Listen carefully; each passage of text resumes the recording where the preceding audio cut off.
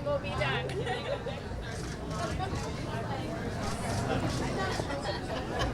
All right. Okay.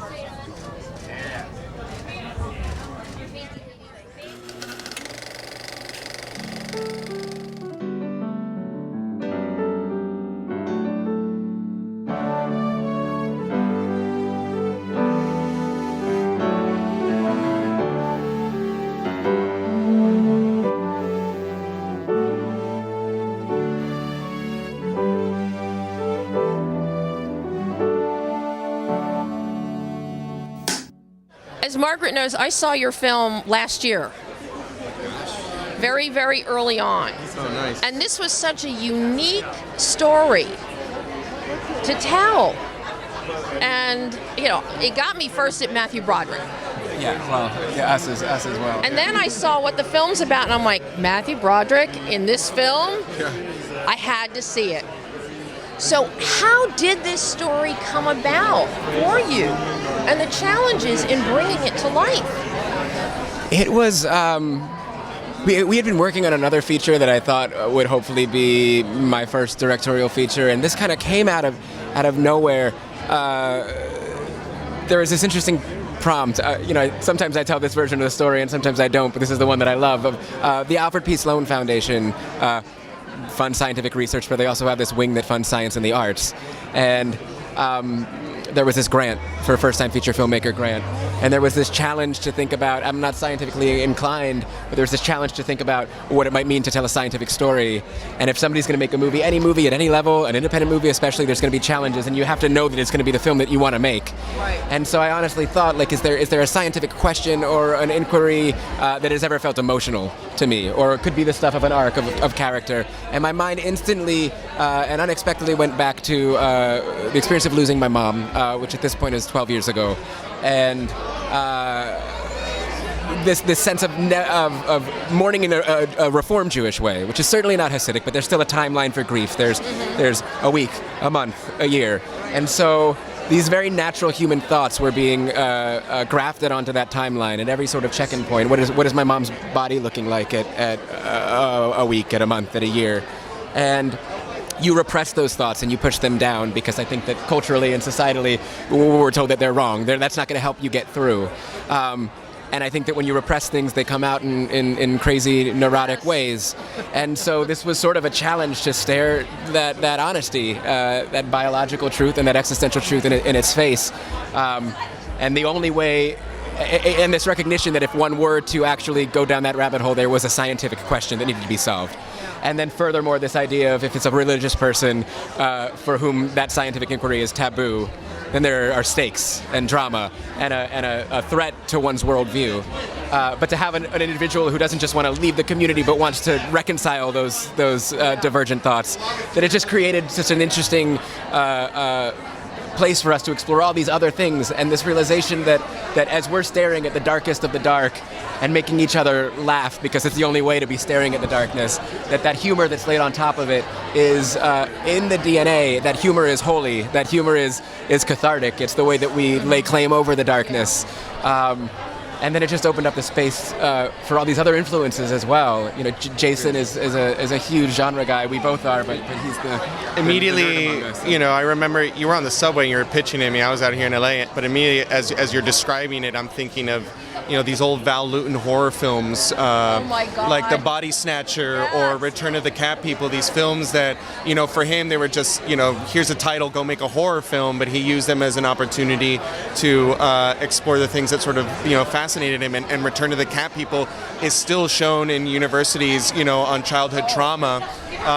And I think one of the coolest things that come out of sort of all of this was a response that you had gotten from somebody who helps people with grief and was like, you know, to us, this film it needs to be sort of, you know, shared in terms of sort of helping people understand and taught, you know, whether that ends up happening or not. It was one of those really cool moments where, you know, you're starting off with this reference and you're hoping that what you do can, you know, achieve that, and to see that people respond at like a conference for Chevra Kadisha, Jewish burial societies. Oh, wow. And so to get that affirmation that, especially when you're in territory that seems like it's risking being offensive, but was never our intent, and authenticity and honesty and respect for the tradition of the faith was always at the center of what we were doing, and to have that validation as well. But I mean, I love how the whole idea started with the question of, what does the body look like? Yeah. Absolutely, yeah. That's again going to that sort of that Sloan idea of throwing down the gauntlet and seeing what fascination you can explore and translate.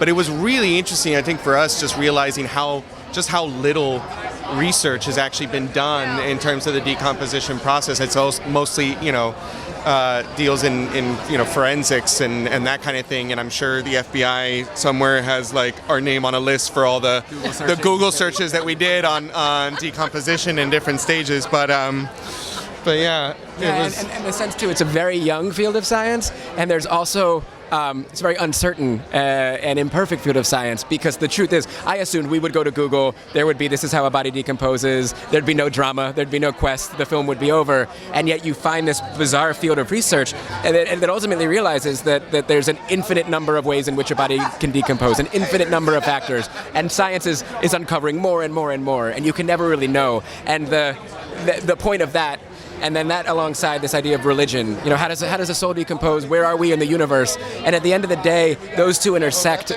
You can only be humble before the mystery, and then you put those two things in conversation, and this exciting conversation to have, and one with no answers but only more questions. And that too circles back to Judaism and the sense of a Jewish inquiry and Talmudic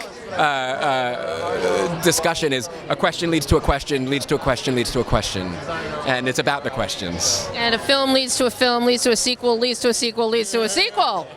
Yeah. Hopefully. How surprised were you when you found out you did receive a Film Independent Spirit Award nomination, especially so long after the film initially came out? I didn't know that we were still in the eligible for it. I thought it was so far back because we had that premiere the year before. And you said that you saw it early. You might have been the only person who saw it early. Yeah. Like our film, honestly, it's always found its champions, and it's slowly finding different ways to find its audience. Yeah. But it's an under the radar Very much so. indie film, and that these guys, recognized it, and we thought, maybe there's this long shot chance at the first time feature categories, and to kind of stare at that list, and we still stare at it, and we're here in disbelief and utter bewilderment and joy.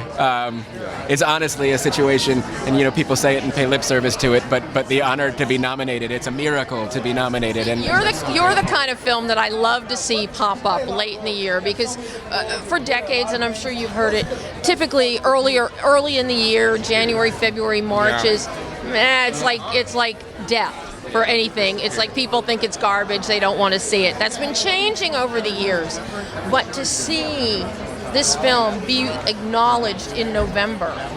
I was so happy nominations morning. we're so thankful. And to get to talk to you guys today is just a real treat for me. To get to give you the longer version than we gave anybody else. Oh well. Exactly right. Oh well, guys, have so much fun in there today. I hope I see you in the winner's tent. Fingers crossed. See you at the next one. Yeah. Yeah. We're looking forward to that. Are you working on another one? Yeah, We we've got a couple a handful of projects plates spinning. Yeah, trying to see Okay. what happens See. next. But the biggest lesson from To Dust is that you dig deep, you expose your warts, your honest weirdness is actually what resonates, and finds kindred response. So Every kid in the world would love the whole theory behind this, because every kid in the world wonders what dead bodies look like. You know that. And apparently we're heading down the line. The last person that we have to talk to is a kid news outlet.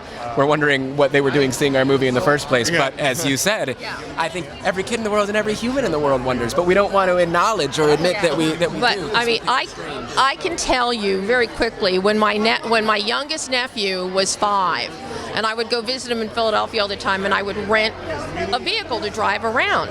I had to actually trade in rental vehicles because every car he would want to inspect, and I have to open the trunk. And he goes, doesn't hold enough dead bodies. And I'm like, what do you mean doesn't hold enough? Has to hold at least 3 dead bodies.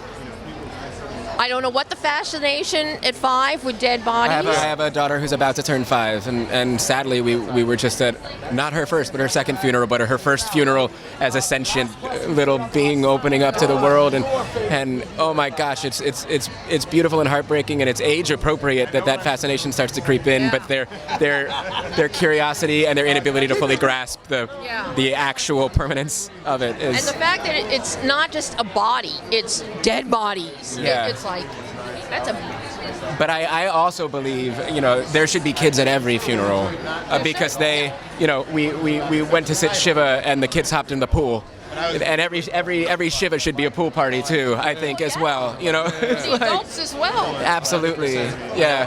Throw in some celebration there at the same time. Yeah. Celebrate a life. And I think that we were bringing this project to fruition as when my daughter was born, and to be able to be like processing my mom's death and bringing new life into the world, I think this would have been a far darker and less life-affirming film than it ultimately ended up being. So it is surreal. I think Ainsley just turned 5, and the film, in terms of from its the scene is turned 5 as well. Yeah. So look at that. Here we are. Yeah. Oh, well, go talk to your kid reporter. Yeah, I'll find out from Margaret what she has to say. Thank you. Thank you so guys, much. and congratulations again. Thanks. Lovely.